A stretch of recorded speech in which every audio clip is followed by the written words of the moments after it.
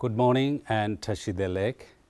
So welcome to the last week of our lesson. Okay, so today is the last day. So we have been teaching for the past 7 weeks. Okay, yes. So during these online session, okay, I have learned. Okay, to be frank, I have learned so many new things, and I'm sure you have also learned so many new things. Okay, yes.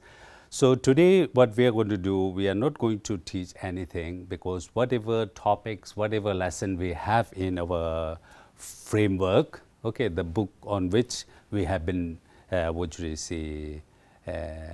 our teaching is based on, we have almost covered all the topics, okay. So today what we are going to do, we are going to do the recapitulation of all the lessons that we have done. Okay, yes. So you can see on the blog, okay, recap and review of the lessons of the week 1 to 7. Okay, so today is the 8th week. Okay, yes. So just like Ketenchola, I'm going to do the recapitulation, and I don't know how far this recapitulation will be, which we see for you, because if you have attended all the online classes, then it will be a recapitulation which will be very helpful. But if you have missed some session here and there, then I don't know how far this recapitulation will work for you. Okay. Nevertheless, so let us try to go through the topics, and when you go through this topic, you just it's better if you try to take note of some of the topics, okay, so that if you are not that much satisfied, if you are interested in learning more about that thing, since you have got that topic, then you can refer, you can Google it, you can ask your teacher, okay, yes, so that you will be familiar with the topics, okay, yes. So I want you to take a look at these slides. You remember? Okay, yes, the first lesson was the parts of the speech. Okay, we started from the words, and then we move on to the sentence, and then gradually to paragraphs and essays. So in the parts of speech, you see, we have done all these things: noun, pronoun, adjective, verb, adverb, preposition, conjunctions, interjection. Okay, yes, I have just gave you some example. And I have also stressed on the types of verb. Okay, yes, out of all the 8 the part of speech, we basically focus on the verbs. So generally when I say, okay, when not only me, if somebody say verb, we always have the main verb. When I say, is there any verb, then we look for all the words which show some action. But that was not the case. Okay, yes. So when I say verb, we are not just talking about the principal verb like eat and play and like this. The moment you don't see any of these words in a sentence, you just give up and say, oh, there isn't any verb. But that was not the case. So I told you. Now through my session, you have learned that there are different types of verbs. When I say verb, we are not just talking about the principal verb, main verb. Okay, there are other verbs. So what are these verbs? We have got the principal verb. The second one, we have got the helping verb, and we have got the linking verb. So we say that whenever you write any sentence in English, there isn't any sentence which does not have a verb. Okay, yes, so that is the thing. So whenever you write sentence, make sure that your sentence has a verb. If there is no main verb, it's okay. At least there should be one helping verb or a linking verb. You got it? Okay, yes. So that is what we did. And then after talking about the words, we talk about the group of words. When we talk about the group of words, you see there are 2 types. Okay, yes, phrase and clause. Phrase is a group of words. Clause is also a group of words. So we talked about the clause. Okay, yes. So in the clause, we have got 2 types. First one is independent clause, and the second one is dependent clause. So independent, from the word itself, it's very easy for you to understand. Independent, it does not depend on any other sentence. Okay, it makes its own meaning. For example, Tashi writes a letter. Okay, that is a independent clause. First, why this is a clause? This is a clause because it is a group of words, and it also has a subject and a verb. Subject is Tashi, writes is verb. So subject and verb, and this clause is independent, right? Okay. And the second type of clause is dependent clause. Dependent clause means the clause which has to depend on something else in order to make a complete sense. For example, he writes, okay, he writes. So that is not a complete. In order to make a complete sense, it has to depend on something else, okay. So in this case, if he writes, he will improve, okay, and then it makes a complete sense. So you see the first clause, okay, if he writes, it's dependent, it has to depend. So that is what we learn, and then we are moving, what should I say, higher, okay, words, clause, phrase, and next comes the sentences, okay. You remember we have taken session on the types of sentences. What are the different types of sentences? When I say different types of sentence, we have got different which are the sentences on the basis of the structure, how the sentence is formed, and the sentence which is based on the function. What type of function? Is it exclamatory? Is it declarative? It is interrogative? That is a different case. Now here I'm talking about the different types of sentence in terms of its structure. Okay, yes. So how many are there? There are 4.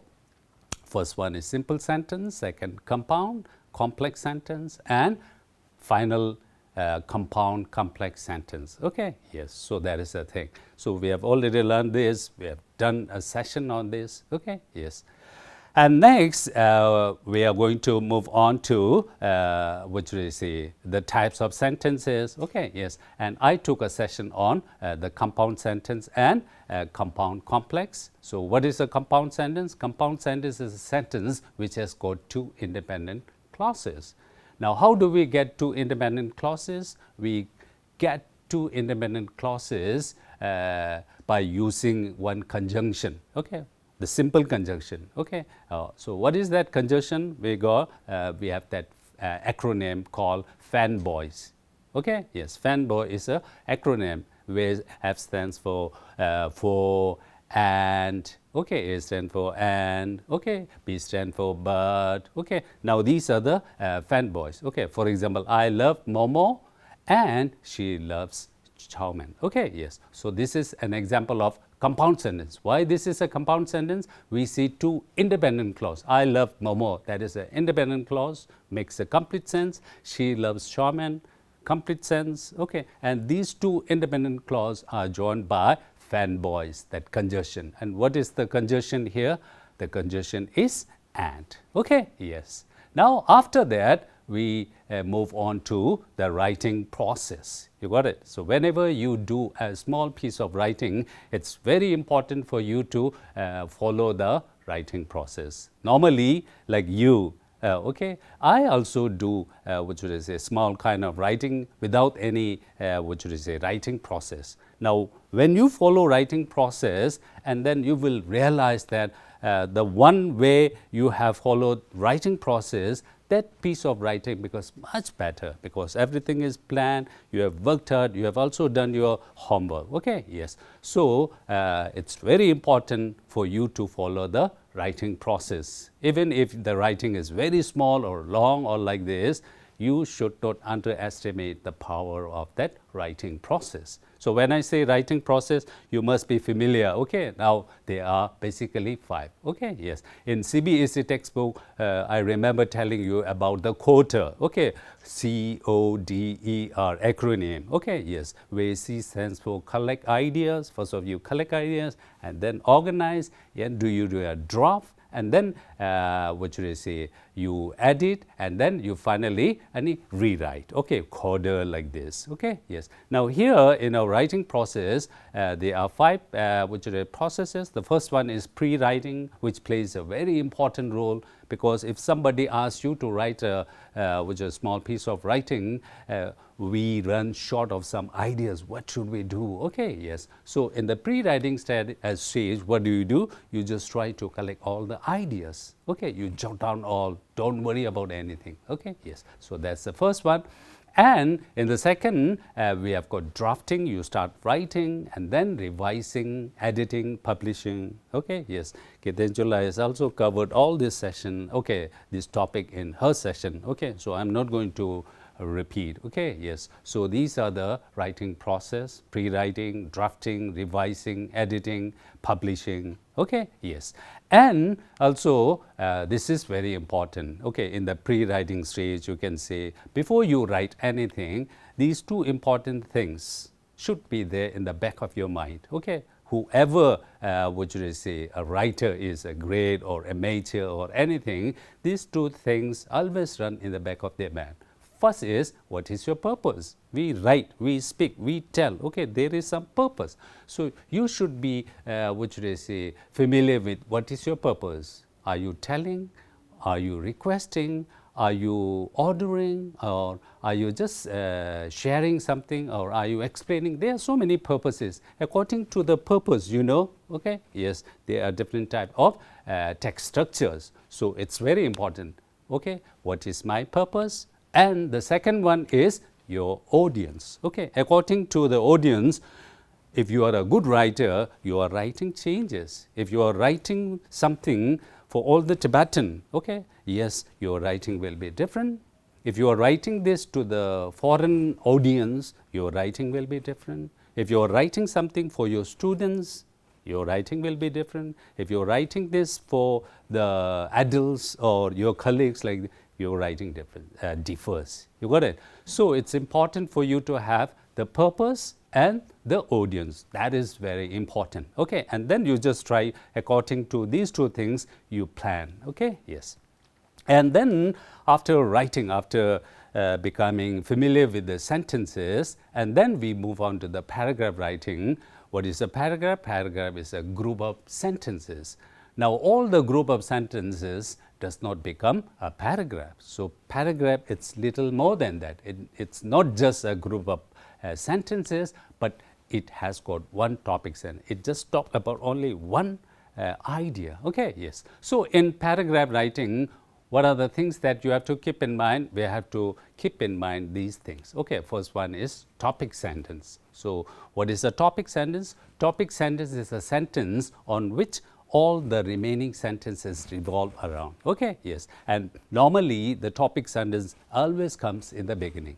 So whenever you come across any paragraph, you will get the topic sentence on top of the paragraph, or maybe the first line. Okay, yes. And then you will get some idea what this paragraph is all about, because everything is mentioned in the first sentence. So there is a topic sentence. So in paragraph, topic sentence plays very important role.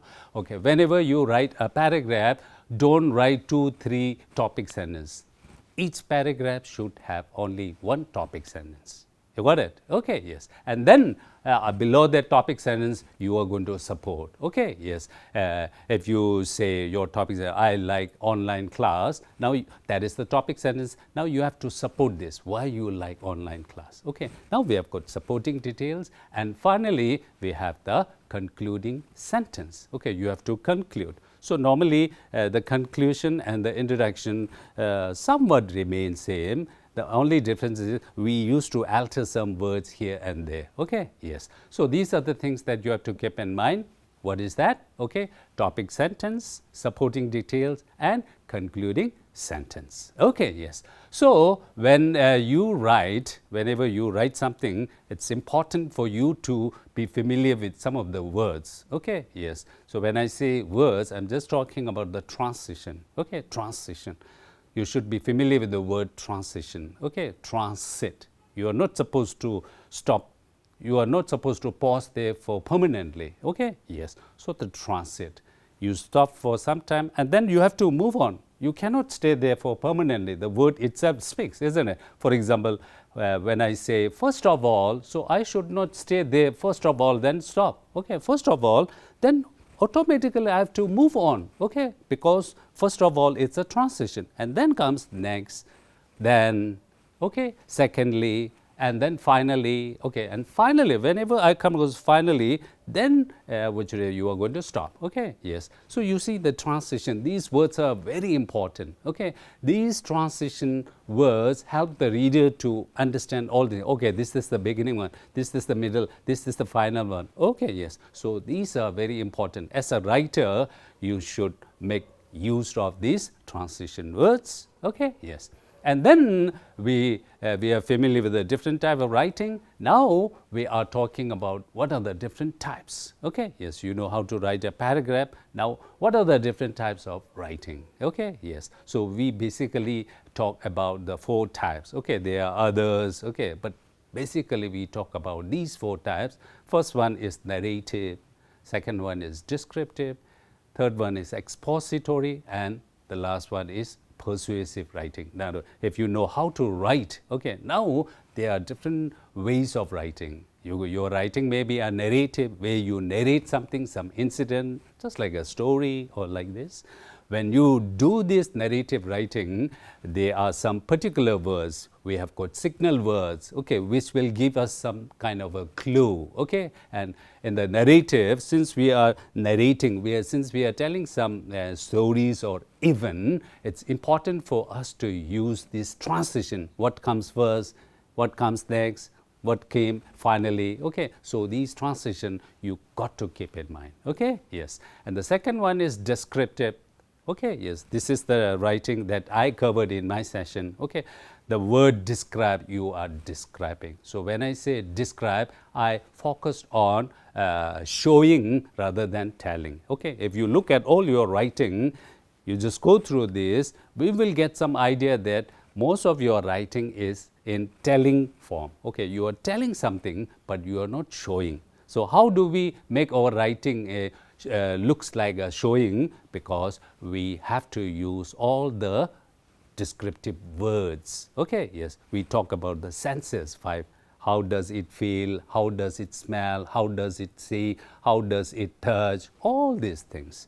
You got it? So in descriptive, we have to describe, we have to show, we have to try to create that same picture in the mind of the reader. Okay, so I remember giving you some example. Okay, Dharamsala is very beautiful. It's just a telling. Okay, beautiful. How it is beautiful. Okay, you have to tell. Okay, the mountains, the rivers, the sound, the air, all this. Now, if you write like this, then it becomes a good descriptive writing. Okay, so if you are interested in knowing more about this, you have to watch the videos. Okay, yes. So descriptive, we talk about the senses, and here we have to show. Don't try to tell. Okay, what is the difference between show and tell?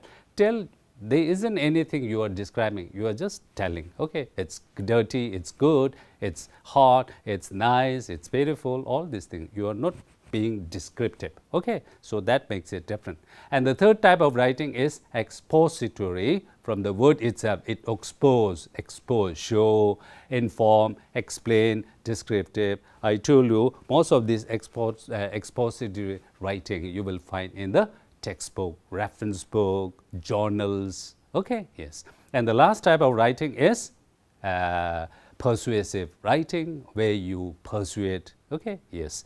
That is the. Now these are the 4 types of writings, and then we talk about, when I say descriptive writing, I talk about it's important for us to use the descriptive words. Not only descriptive words, we also use the figure of speech. So I remember telling you what is a figure of speech. Figure of speech is a language which has got different meaning. Okay, yes. For example, he is a lion. Okay, he is a lion in the battle. Okay, lion, it has got different meaning. And in one sense, I'm talking about the animal lion. Okay, on the other, I'm just talking about other things. So it has got a figurative language. Okay, so in descriptive writing, you have to also use figure of speech. Now, when I say figure of speech, what are these things? Okay, the first one is simile. Okay, where you compare two things by using the word like. Okay, he is like. She is like Mother Teresa. Okay, yes, comparison. Okay, metaphor, same word, but the word like and as are not there. One is she is like Mother Teresa. Okay, the metaphor is she is Mother Teresa. Okay, yes. So the direct comparison and indirect comparison. So casually, I used to tell my children, okay, yes, whenever you are praising something, instead of using simile, it's better you use metaphor, because you are giving a direct comparison. You are oxygen, you are the Mother Teresa of our class, like this. Now, if you are, sometimes we talk about the bad things. So, whenever you are talking about the bad things, instead of using metaphor, which is a direct comparison, you can use the simile, okay? Yes, indirect. So, that is just which is an example. And the other one is personification, where we give human qualities to inanimate object. Okay, now like this. Here I remember giving you an example of Tenzin poem, you know, when it rains in Dharamsala, the raindrops, just like a boxing gloves, like this. So this is descriptive. We are trying to create an image of the monsoon season in Dharamsala. So how the writer paints the image of that thing, not by the pen and brush, but by using the words. Now here, what kind of what should I say, skill he or she use? Okay, what are the words? He or she use the figure of speech, especially the personification. You got it? And then we have the imagery. Okay, yes, the words which gives us image. Okay, I told you the floor is very dirty. Okay, instead of saying the floor is very dirty, dirty does not have any image. Okay, the floor is filled with litters. Okay, yes, the food littered floor means then I can see the floor filled with food and all these things. So this is imagery. Okay, yes. So we talk about figure of speech, and then out of all the 4 types of writing, okay, I talked about expository, okay, which is also called informational writing. So that's why you will find majority of these writing in a textbook. You have got science textbook, social textbook, math, so many things. Okay, we have got magazines, we have got what should I say, reference book. Okay, so many things. Now these are the 4 types of expository writing are chronological or sequence, and the second one is compare contrast, third one is cause and effect, and last one is problem solution. Okay, yes. So these are very important. Whenever you read something in a textbook, the information I told you, okay, the writer always have some purpose. What is the purpose? Okay, yes. So according to their purpose, they use this, what should I say, strategies. Okay, these types of different writing. Sometimes they use chronological, okay, where they relate, where they explain something in an order form, okay, chronology, according to the date, according to the events, how the event occurs. Okay, and then we have got compare and contrast. Sometimes the writers talk about something and then they try to, what should I say, explain the similarities and differences. So they use compare and contrast. Okay, and sometimes the writer comes up with one problem and then they come with what should I say, different kind of solution. And sometimes the writer, they talk about the causes and the effect. Okay, because of this, so many things came. So many things came. Why? Because of this. Now these are the 4 types of informational writing. I repeat: chronological, compare and contrast, cause and effect, problem solution. So I have already got a few videos on these topics. Okay, yes. So if you are interested, you can watch this. Okay, yes. And then we move on to understanding the text structure. Now up to this, we basically talk about the writing, how your writing should be. Now we are talking about the reading. So when we read different type of textbook, a reference book, a magazine, like this. Now wherever we come across this, we come across the text structure. It's important for us to know the different type of text structure. Oh, this is chronological. Okay, this is compare and contrast. This is cause and effect. This is problem solution. Whenever you get a piece of reading material, it's important for you to identify what type of text structure is this. Okay, these are the text structures used by the writer. Okay, yes. So when we talk about the different text structure, we have to also we have to also be aware of the signal words or the clue words. This will give you a clue. This will give you some idea. Okay, yes, this will help you. Just like a signpost. Okay, the signpost will guide you, help you. Okay, yes. So we have got all these types of writing. Now these are some of the signal words related to these. Okay, different types of writing. For example, chronological, These are the signal words: first, next, later, then, finally. If you come across these words often, you can conclude that that piece of writing is chronological. Okay, and then we have got both, similarly, but, while. If you come across these words again and again, then that small piece of writing may be compare and contrast. Why? Because these are the signal words, these are the clue words related to compare and contrast. Okay, and then cause, effect, as a result, consequently, so. Okay, yes, if you come across this in your small piece of reading, you can get some idea that whatever you are reading for the past few minutes, it's a cause and effect type. Okay, and then problem and solution, from the word itself speaks. Okay, that type of what should I say, that information writing is, or a piece of reading is, problem and solution. Okay, so these are the skills that you need to understand when you are reading. Okay, now we are talking about the reading. Okay, yes, and then we have got understanding text structure, and we have got understanding text features. Okay, yes, when I say understanding text structure, how that structure is made purposely by the writer. And when we talk about the text features, we are talking about the features such as nose, mouth, ear, where is that ear, what is the main verb, all these things. So understanding text feature, what are the topics that we have covered? Okay, yes, table of contents. We talk about index. I've also given you an example. Okay, yes. Next time, whenever you go to library, or whenever you open one reference book or textbook, you will come across all these things. Now, after attending the lesson, okay, after attending this session, now you will be able to identify, okay, this is a textbook. Okay, this particular letter is in bold letter, or this is italicized. So this may be because of this. This is the glory.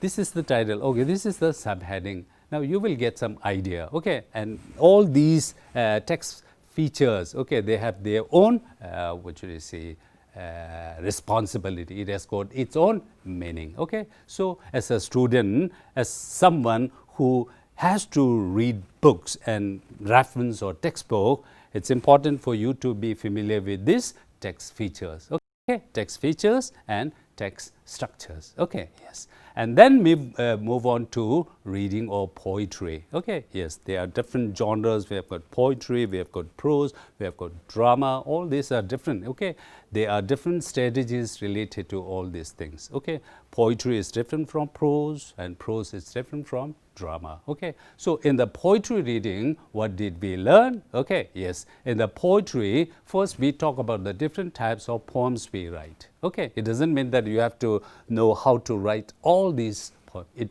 According to your own interest. Some of you may be interested in writing haiku poem, or some of you may be interested in writing limerick. So it doesn't mean that you have to know all these things, but these are some of the different types of poem people write. Okay, yes, we have also taken some session on this, and if you are interested in writing, if you are interested in learning more about these things, and you have got a whole lot of resources in the internet. Okay, yeah. So what I'm trying to say is, we talk about the different types of poems. Okay, and most importantly, we talk about the different structure. What are the structure? How is poetry made? Okay, so when it comes to structure of the poetry, now these are the things that you have to keep in mind. These are the things you will find in a piece of a poem. Okay, for example, the stanza, you have the rhythm, you have the rhyme, you have close verse, free verse, close verse and free verse. Okay, when we say close verse,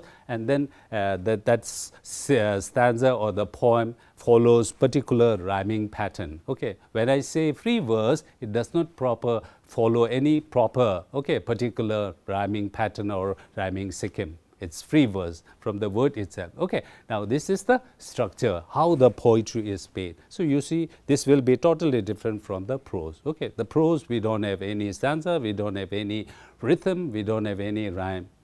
So in that way, poetry becomes different from prose. Okay, yes. Now we talk about how to study a poem. Okay, there is no way we can stay away from reading a poem. Okay, the reading a poem It's there in our textbook. In our textbook, we have got all these things. We have got prose, we have got poem, we have got drama like this. Now, when it comes to poem, okay, what are the things that you have to keep in? You have to at least read 3, okay, 3 times. Okay, the first one, just to get some general idea about the poem, you read the title, you may find some kind of illustration there, okay, the first reading. And in the second reading, what do? Since poetry is a spontaneous overflow of emotion, emotion means feeling, there are so many words related to the feelings.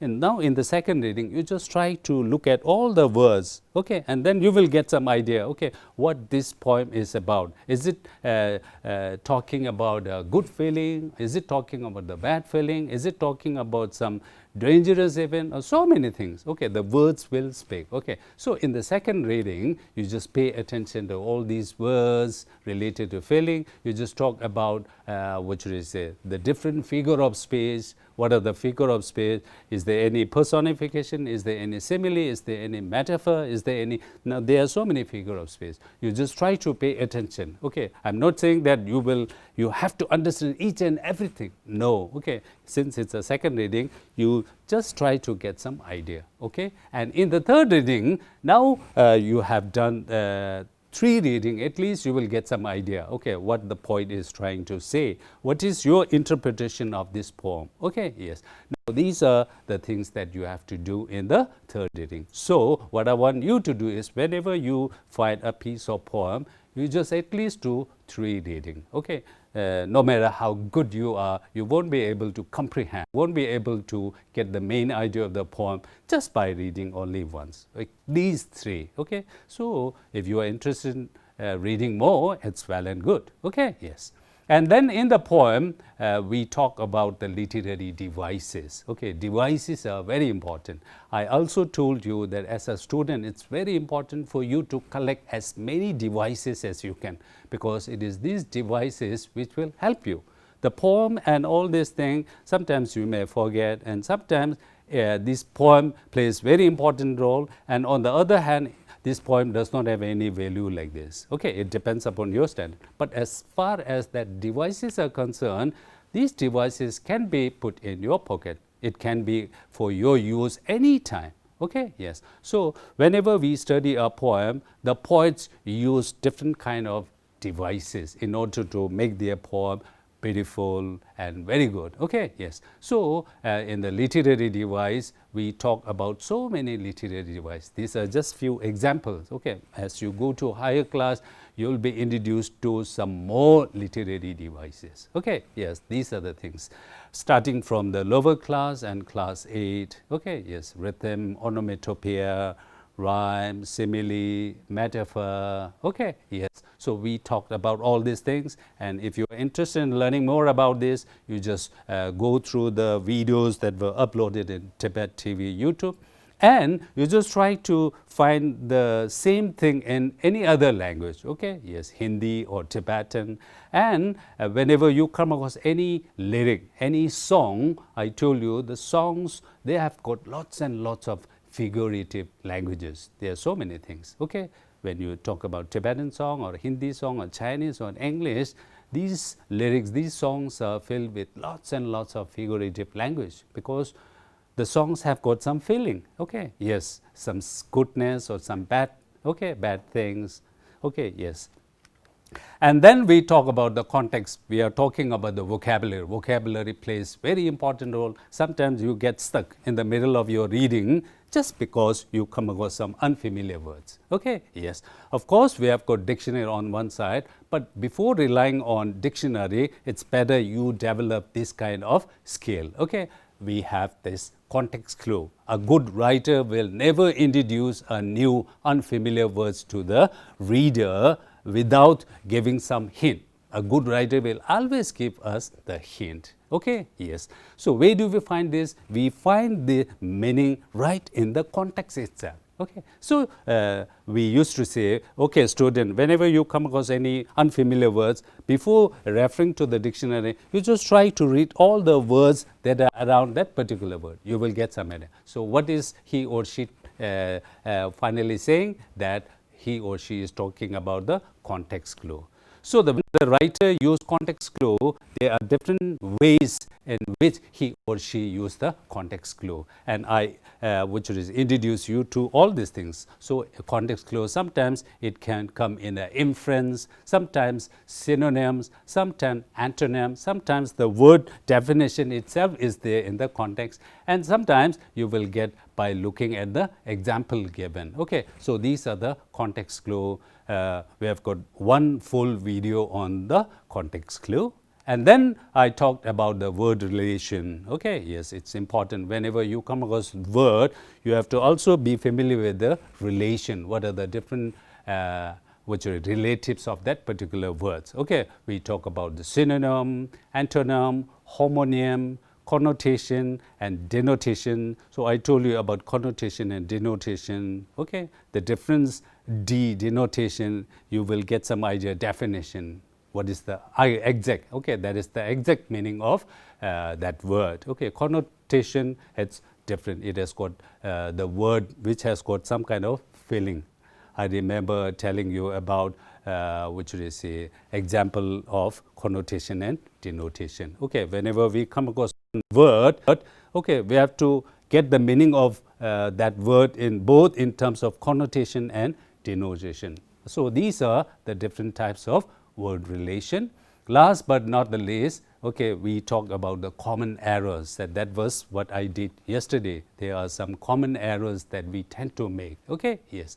I've just given you some of the example. For example, run-on sentence, parallelism, sentence fragment, misplace or dangling modifier, and redundancy. These are some of the common errors. Okay, yes. So if you are interested in knowing this, you just try to type this word redundancy in the Google, and then you will get some idea. Okay, what are the different common errors we have? Okay, yes. So with this, I think I'm done with all the recapitulation. Okay, yes. If I've missed some points here and there, I request you to go through the which is the videos that were uploaded. Okay, yes. So with this, I'm going to stop my session, and we have got 2 more sessions coming up, Ketensula and myself, where we are going to talk about some of the websites and apps related to English. Okay, yes. So till then, take care. Thank you.